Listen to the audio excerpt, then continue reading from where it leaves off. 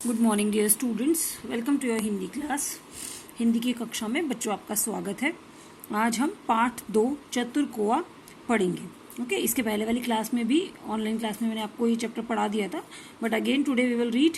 Okay, आज वापस हम इसको पढ़ लेते हैं और इसके प्रश्न उत्तर आज हम करेंगे। ठीक है, तो जल्दी से बच्चों हम ये चैप्टर रीड कर लेते हैं। बड़ी प्यास से मारा मारा भटक रहा कौवा बेचारा, गाँव गाँव में नगर नगर में पानी ढूंढ न पाया हारा। एक कौवा था, वो प्यास के कारण इधर उधर भटक रहा था। उसे बहुत जोरों की प्यास लगी थी और वो इसलिए इधर उधर पानी की तलाश में भटक रहा था। गांव गांव में नगर नगर में पानी ढूंढ न पाया हारा। वो गांव गांव में और नगर नगर में पानी ढूंढ ढूंढ कर थक गया था, हार गया था। सहसा एक घड़ा जो देखा, पर पानी था थोड़ा उसमें। सहसा का अर्थ होता है बच्चों अचानक। अचानक से उसे एक घड़ा दिखाई दिया, लेकिन उसमें भी पानी थोड़ा सा ही था। कंकड़ कंकड़ चुनकर कौवा लगा फेंकने बीच घड़े में। तब कौवे ने अपनी अक्ल का इस्तेमाल किया और उसने कंकड़ कंकड़ चुन करके उस घड़े के बीच में डाल दिए। घड़े की गर्दन तक जब पानी पहुंचा, तब निज प्यास बुझाई। और जब वो कंकड़ पत्थर डालने लगा, तो जब उसकी गर्दन तक पानी आ गया, तो उसने अपनी प्यास बुझा ली पानी पी करके। निज का मतलब होता है बच्चों अपना। ठीक है, निज का अर्थ होता है अपना। तो जैसे ही घड़े की गर्दन तक पानी आया, जैसे कि आपको दिख भी रहा है पिक्चर में बेटा, जैसे जैसे उसने कंकड़ डाले, तो कंकड़ डालने से कंकड़ नीचे होकर पानी ऊपर आ गया और फिर उसने अपनी प्यास बुझा ली। और अक्ल और मेहनत के बल पर किसने नहीं सफलता पाई। और इस तरह से कौवे ने अपनी अक्ल और मेहनत के बल पर सफलता पाई और अपनी प्यास बुझाई। ओके बच्चों, सो आज हम इस चैप्टर के प्रश्न उत्तर करेंगे। कौवा क्यों भटक रहा था? कौवा प्यास के कारण भटक रहा था। उसको बहुत प्यास लगी थी, इसलिए वो इधर उधर भटक रहा था। कौवे ने पानी को कहाँ कहाँ ढूंढा? कौवे ने पानी को गांव गांव और नगर नगर में ढूंढा। कौवे ने पानी को ऊपर लाने के लिए क्या किया? क्या किया था बच्चों कौवे ने पानी को ऊपर लाने के लिए? हाँ, उसने घड़े में कंकड़ डाले। कौवे ने पानी को ऊपर लाने के लिए घड़े में कंकड़ डाले। कौवे को सफलता कैसे मिली?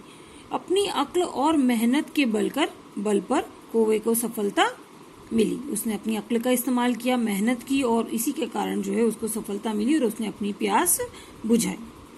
ओके बच्चों, तो इस तरह से ये आपको प्रश्न उत्तर अपनी नोटबुक के अंदर करने हैं। अब हम आगे की बुक एक्सरसाइज करेंगे। ये बुक एक्सरसाइज बच्चों आपको अपनी बुक के अंदर ही फिल करनी है। ठीक है, सबसे पहले करेंगे अब हम भाषा की बात। कविता में से जोड़े वाले शब्द छांटकर लिखिए।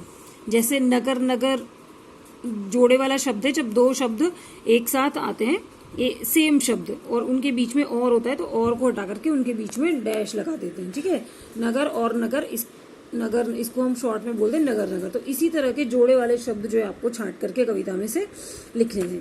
ओके, तो ऐसे दो शब्द बच्चों कविता में आए हैं। एक तो है गांव गांव और है दूसरा कंकड़ कंकड़। तो ये दोनों शब्द आप यहाँ पर, जोड़े वाले शब्द यहाँ पर आप लिख देंगे। ओके बच्चों, दूसरा प्रश्न है, अगर कविता में कौवे की जगह चिड़िया होती तो कविता की पंक्तियों में क्या बदलाव आता? अगर कविता में कौवे की जगह चिड़िया होती, तो कौवा तो क्या है बच्चों, पुल्लिंग है। ओके, और चिड़िया जो है स्त्रीलिंग शब्द है। तो उनकी पंक्तियों में किस तरह से बदलाव होता? बड़ी प्यास से मारी मारी। चिड़िया के लिए हम मारी मारी शब्द का यूज करते, कौवे के लिए तो मारा मारा आया था, लेकिन चिड़िया क्योंकि स्त्रीलिंग शब्द है, तो इसके लिए मारी मारी शब्द का प्रयोग होगा। बड़ी प्यास से मारी मारी भटक रही चिड़िया बेचारी। इस तरह से जो है इस कविता की पंक्तियां चेंज हो जाएगी। गांव गांव में नगर नगर में पानी ढूंढ न पाई हारी। ओके बच्चों, तो इस तरह से ये चिड़िया के अकॉर्डिंग जो है ये कविता की पंक्तियां बदल जाएगी। और ये सारा काम आपको अपनी हिंदी की भाषा माधुरी जो पुस्तक है उसी के अंदर करना है। ठीक है बच्चों, नेक्स्ट है बच्चों, नीचे दी गई कविता की पंक्तियों को पूरा कीजिए। यहाँ पे बच्चों ये फिलअप्स हैं और इनमें आपको ये जो शब्द दिए हुए हैं ये भरने हैं। ठीक है, यहाँ पे जो पंक्तियां हैं वो अधूरी है और इधर से आपको शब्दों को छाट करके यहाँ पर इन पंक्तियों को पूरा करना है। बहुत भूख से बेचैन थी वह, बहुत भूख से बेचैन थी वह, भटक रही थी इधर उधर। ये इधर उधर यहाँ पे आ जाएगा बच्चों, भटक रही थी इधर उधर। गांव गांव में गली गली में, गांव गांव में और गली गली में भोजन न ढूंढ पाई हारी, भोजन नहीं ढूंढ पाई और हार गई।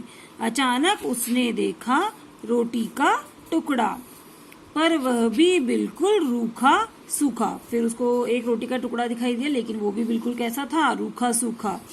उसे ही खाकर भूख मिटाई, खुशी से वह फूली न समाई। तो उसको खा करके उसने अपनी भूख को मिटा लिया और वो जो है वो बहुत खुश हो गई।